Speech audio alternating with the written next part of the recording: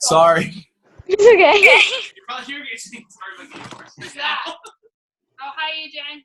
Hi, guys. Hey. Anyway, sorry. We'll get serious now. I've got a series of questions. Have I explained to you Okay. how we're gonna splice them together and stuff and the kind of whole strategy? No. Okay, so basically, the interview will take 10 minutes max. But I'm gonna ask you questions, and you're smart enough to realize where they're going. I'm essentially just asking you to regurgitate talking points, in different ways. So we'll get those together, and then I'm going to record this meeting, and then I'm going to splice together the sound bites, and then make a short 30-second video. And then we're going to put all those together because we'll have it 6 or 7-ish at the end of it, and then make a longer 5-minute video. And it's all just for the good giving stuff. So without further ado, can you give me your name, the high school that you attend, and why and how you joined the Student Voice team? Okay. Eliza Jane Schaefer. I go to Henry Clay High School, and I joined the Student Voice team because it seemed like really neat and important work, and I believe that students should have a voice in something that affects them directly. And I joined by just calling Rachel and asking her about it. Sorry, I was on mute. All right. Oh. Why do you value Student Voice?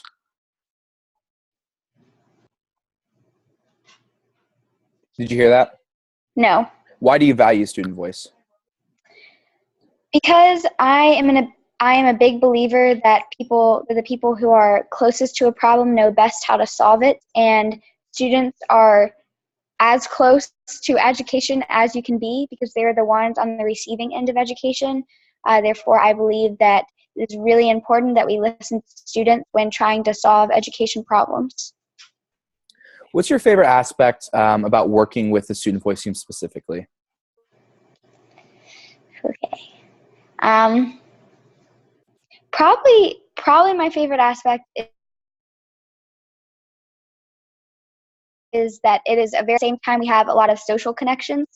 So it's a really unique organization in that way. What's your favorite aspect about Student Voice, the movement as a whole, and why it's important? Okay. As I said before, I think it's important that we turn to students when trying to solve education problems because students are affected so directly by education. And I think it's really neat that now this is getting national attention and we hear about racism and sexism, but ageism, I guess you would call it, is kind of something that's not really been talked about much. I'm starting to talk about students and young people as partners and not just consumers or people who don't really care what's going on. How has being part of the Student Voice team affected your understanding and identity as a student in education? It's made me pay more attention.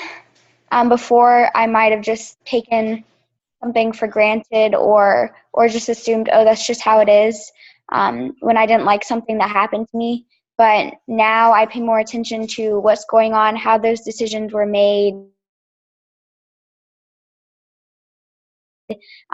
important, and that if I don't like something, then that's not good because I'm the one receiving the education. How has being part of the Student Voice team affected your perception of college and then also your college decision? Or your future college decision? Okay. Well, it's made me not take college for granted because I always assumed that I would go to college and that, it's just what happens, because that's how it's always been in my family. I didn't realize before joining the Student Voice team that's and that some people can't just take college for granted because it's something they have to work really, really hard for, both academically and financially, and that it's also maybe not the best solution for everyone. Some people don't need to go to college, and that's okay.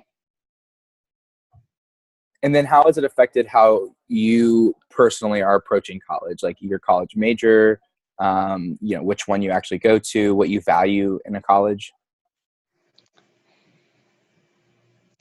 Uh, Like, has it refined how you like are going about thinking about your decision? Like, has there been an experience that has, do you know what I'm saying? no. So for me, for example, after being part of the student voice team, one of the reasons I chose UNC was because it was a place that encouraged students to think outside the box, to think about things, less concretely. It was a place that the community of students encouraged people to go far. And it was, I mean, of course, there were lots of like intelligent students who had similar experiences to me. So like in that vein, have you had a similar experience? You froze up on the last part. Oh, sorry. We're in the basement, so it might be a little bit bad. But like what I'm saying is like, has being part in your experience with the student voice team and what you've learned, has that informed how you like choose the college that you're going to go to? Okay. It's made me consider like different areas that I probably wouldn't have considered before, like different areas of study. Is that what you're getting at? Yeah, well, that and like, so that's a part of it, definitely. But it's more like, how has being part of the student voice team made you rethink the way that, or not even rethink, but just has it added different aspects of the college that you're going to consider again? Like, the student voice team for me, and this is an example for me, has shown me how much I need to be surrounded constantly by people who are thinking the same way I am, because it makes me a more productive student. But for other people, it might be different. Also, for the student voice team, I knew that like having an adult mentor, a place that's going to have like strong adult mentors, was important to me, because I need that. Maybe more specifically, what I'm asking is, has the student voice team helped you become more self-aware and like who you are and how you learn, and how you operate as a citizen? Because like that, like college is supposed to be that place where you grow. But choosing that is going to be kind of the path that helps you grow, if that makes sense. Okay. Let me think about what I'm going to say. I mean, it's definitely made me more aware of like how I think and how my leadership style is, and like how I interact with others. Because this has been, I mean, I've worked with other people before, but this has been the first time that I've had to really work with other people on a big project, that will have like a big impact, and where it's like really mattered how I worked with other people.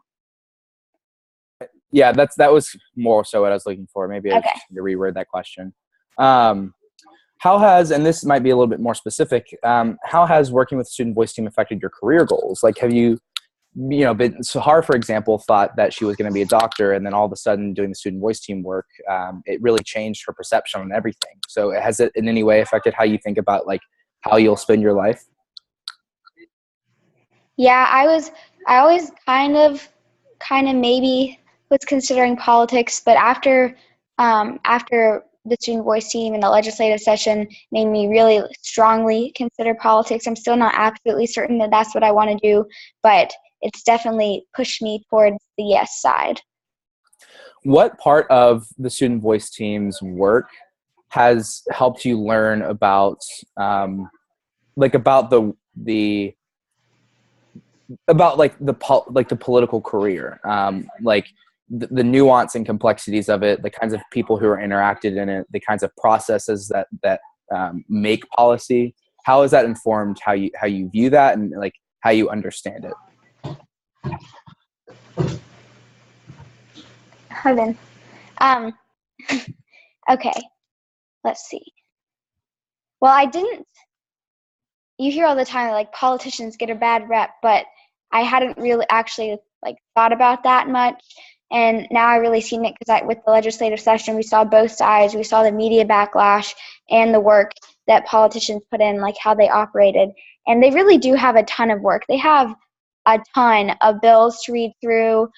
They have to consider what their constituents want. They have to keep the people that vote for them happy. And sometimes, like, what the general public wants and what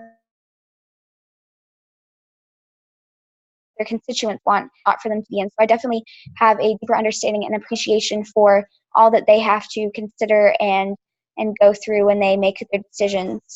Also, like, political language, that was another thing that I'd heard but never really understood. But now I understand better that the wording does get extremely, extremely complicated and precise, and sometimes you listen to something and you have no idea what you've just heard. How do you manage the student voice team and being a regular high school student, sports and other extracurriculars, and just having a life? Could you say that again? Yeah. How is being part of the student voice team and the work that you've been doing? How do you manage that and balance that with sports, with school, with other extracurriculars, with family, with your social life? How do you balance?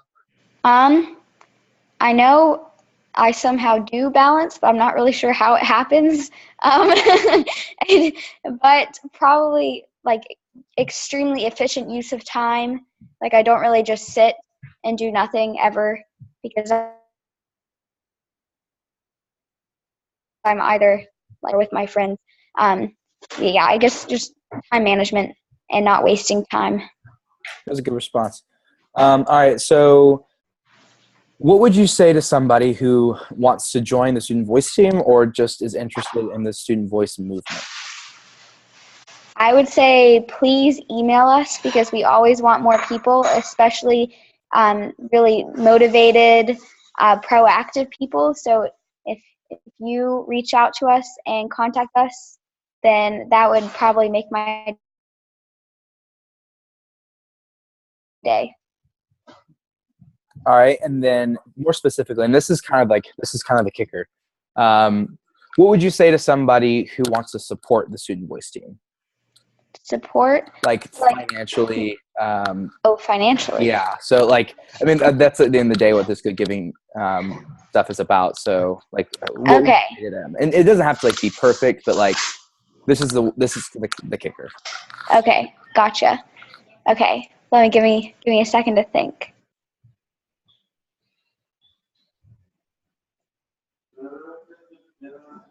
Hey, Ben, can you stop for a second?